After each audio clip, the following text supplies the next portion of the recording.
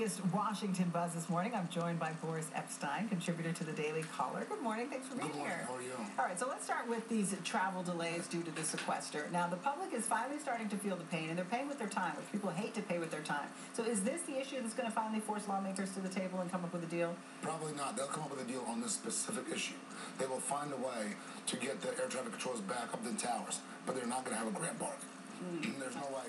There's no way there's a grand bargain that comes out of this because there's not enough political points in the grand bargain for the White House or Congress. But they will come together on this, and probably they will designate the air traffic controllers as essential personnel, get them up there, get real flying again.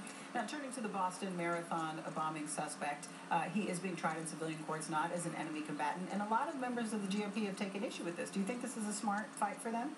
It is not a smart fight. If you look at it, if you look at the civilian statutes, there's enough in there to try him as a citizen of the United States or or someone who permanently resides here. There's not a reason to try him as an enemy combatant. And you could have a constitutional, early in the morning, constitutional issue if you did try to do so. Could make it to the Supreme Court and actually delay the process of trying him, hopefully giving the death sentence. And yesterday, President Obama hosted the ladies of the Senate. Now, women, it may be a stereotype, but generally tend to be more, in tune with compromise and harmony and all those kinds of things. Do you think it's smart for him to make the appeal for bipartisanship with this group of women? Well, what was interesting is on the air traffic controls issue, Susan Collins, who is considered to be a rather moderate Republican, came out and slammed President Obama. So it could be a smart political move, but it is not a smart move as far as coming together on this main issue right now, which is the FAA and getting people flying and getting these delays out of the way.